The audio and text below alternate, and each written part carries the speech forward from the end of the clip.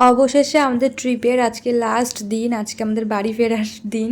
তো আমি আর বান্ধবী মিলে সকালবেলা উঠে পড়েছি, যেহেতু আগের দিন বৃষ্টির কারণে কিচ্ছু কেনাকাটা হয়নি। তো দীঘাতে এসেছি, বাড়ির লোকের জন্য কিছু না নিলে হয় না, খুবই খারাপ দেখায়। বড়রা কেউ কিছু কিনবে না, কারণ ওরা আগে অনেকবার এসছে, আমরাও এসছি, তাও অনেকেই আশায় থাকে মা বোন ওদের জন্য না নিলে আমাদেরও মনটা খারাপ লাগে। তো এসে দেখছি দোকান তো অনেকই বন্ধ ছিল, লোকজনও কম ছিল, তাড়াহুড়ো করে অল্প কিছু নিয়ে নিয়েছিলাম, যেগুলো না নিলেই চলে না। তো এসে দেখছি আমাদের ওরা রুম থেকে বেরিয়ে গেছে, আমরা রুমে ঢুকতেও পারিনি, বারবার ফোন করছিল আমাদের।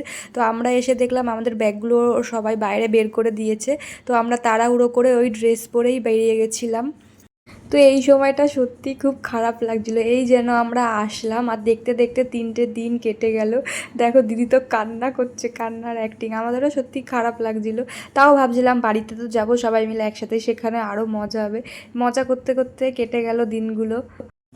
আমাদের যেহেতু হোটেলের পাশেই স্টেশন ছিল, বেশি দূরে ছিল না, তাই আমরা হাঁটতে হাঁটতেই স্টেশনে এসে গেছিলাম। আর পাশে দেখো মন্দিরটাও দেখা যাচ্ছিলো। আর এই যে দীঘা স্টেশন, আমি তো প্রথমবার দীঘা স্টেশনে আসলাম, মানে ট্রেনে করে প্রথমবার যেহেতু, তাই দীঘা স্টেশনেও প্রথমবার।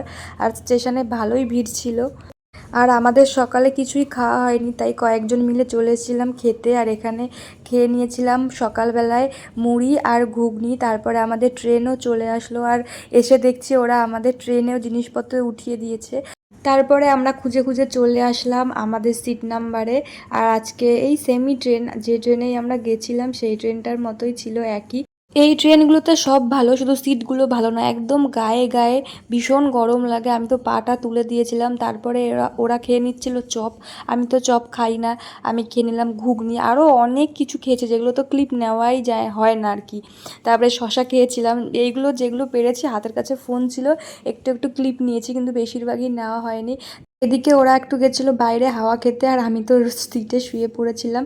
তারপরে ভাই আর দাদা কিনেছিল এই ইংরেজিতে কি বই, সেই বই ওরা একটু পড়ে পড়ে উদ্ধার করছিল, এইগুলোই করছিলাম। তারপরে এক কাকা আসলো, হেভি মজার জিনিস নিয়ে। আমরা সবাই মানে ট্রেনে যত লোক ছিল সবাই ওনার দিকে তাকিয়েছিলাম, সব হাস্যকর হাস্যকর জিনিস বাজাচ্ছিল, উনি ভীষণই হাসি পাচ্ছিল, বাচ্চাদের জিনিস এগুলো ছিল।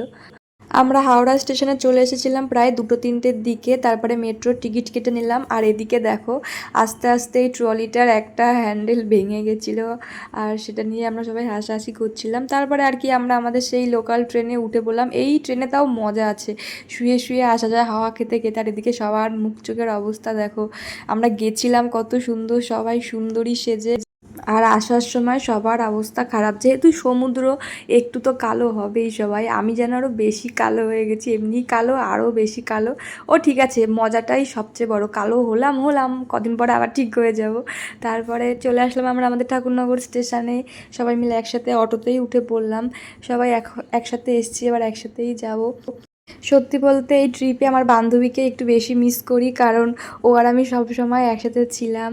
তারপরে আমার সেই চেনা রাস্তা, আমার বাড়ির রাস্তা, আমার বাড়িতে আমি চলে আসলাম। আর ভুল করে দেখো আমি দিদির ফোন নিয়ে চলে এসেছি, মানে বেচারা বাড়িতে গেল অথচ বাড়িতে ফোন গেল না, আমার কাছে রয়ে গেছিলো। পরে দিদি নিতে এসেছিলো। তো আজকের ভিডিওটা এটুকুই।